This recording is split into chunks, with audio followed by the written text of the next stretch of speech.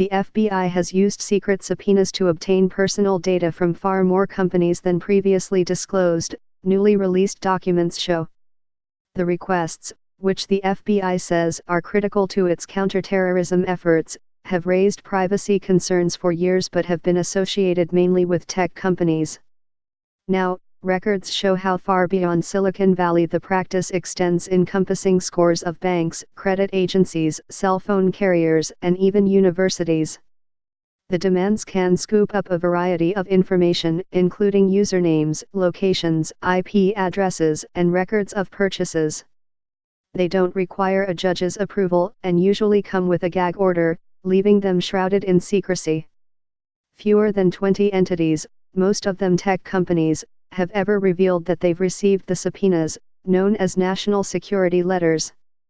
The documents, obtained by the Electronic Frontier Foundation through a Freedom of Information Act lawsuit and shared with the New York Times, shed light on the scope of the demands. More than 120 companies and other entities were included in the filing and raise questions about the effectiveness of a 2015 law that was intended to increase transparency around them.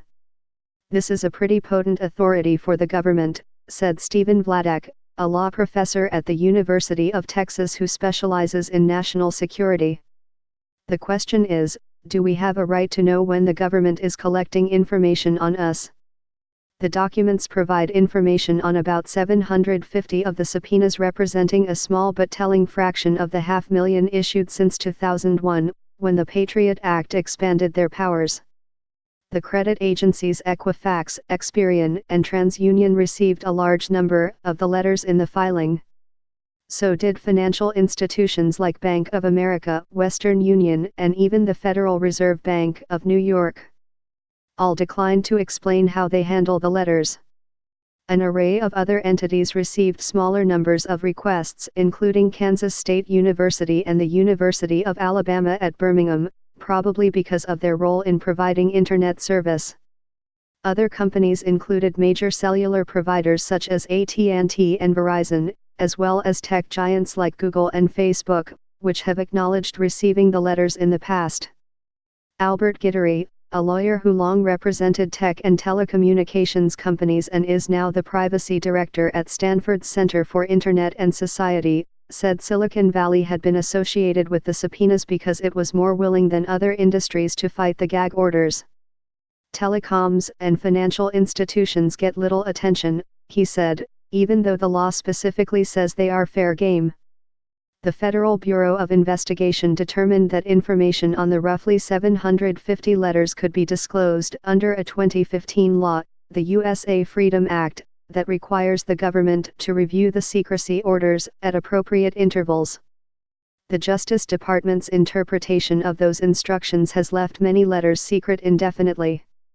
Department guidelines say the gag orders must be evaluated 3 years after an investigation starts and also when an investigation is closed. But a federal judge noted several large loopholes, suggesting that a large swath of gag orders might never be reviewed. According to the new documents, the FBI evaluated 11,874 orders between early 2016, when the rules went into effect, and September 2017, when the Electronic Frontier Foundation, a digital rights group, requested the information. "We are not sure the FBI is taking its obligations under USA Freedom seriously," said Andrew Crocker, a lawyer with the foundation. "There still is a huge problem with permanent gag orders." The Justice Department declined to comment.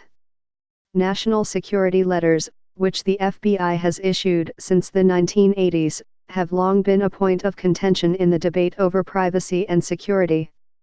Initially, the Bureau had to show specific and articulable facts indicating that the target was an agent of a foreign power.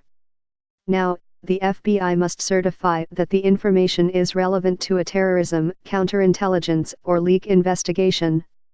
NSLs are an indispensable investigative tool, the Justice Department argued in the Freedom of Information Act case.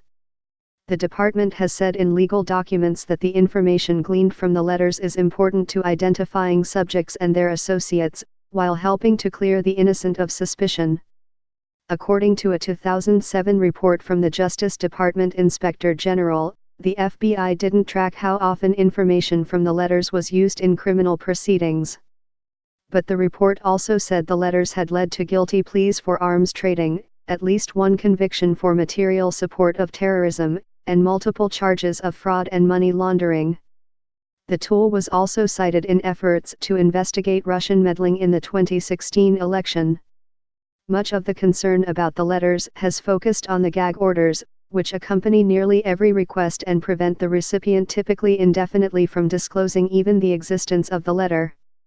The federal government has argued that the secrecy is necessary to avoid alerting targets, giving would-be terrorists clues about how the government conducts its surveillance or hurting diplomatic relations. After a series of court rulings found that the gag orders violated First Amendment protections, Congress enacted the review requirements. The documents obtained through the lawsuit include the number of orders reviewed, as well as redacted copies of 751 letters from the FBI informing companies and organizations their gag orders had been lifted. These so-called termination letters do not reveal the contents of the original national security letters, but indicate which entities received them. Because so few gag orders have been reviewed and rescinded, it isn't possible to say whether the companies that received the most termination letters also received the most national security letters. But given the overall secrecy around the program, the termination letters offer a rare glimpse into these subpoenas. Equifax, Experian, and AT&T received the most termination letters, more than 50 each. TransUnion, T-Mobile, and Verizon each received more than 40. Yahoo, Google, and Microsoft got more than 20 apiece. Over 60 companies received just one. The underlying national security letters were not included in the documents, and it is unclear when most of them were issued and who the individual targets were. Tech companies have disclosed more information about the letters they received than the major phone providers, which included general information about them in transparency reports. We have fought for the right to be transparent about our receipt of national security letters, Richard Salgado, Google's Director of Law Enforcement and Information Security, said in a 2016 statement explaining why the company was releasing the subpoenas. Our goal in doing so is to shed more light on the nature and scope of the requests, he added. Other companies have generally remained mum.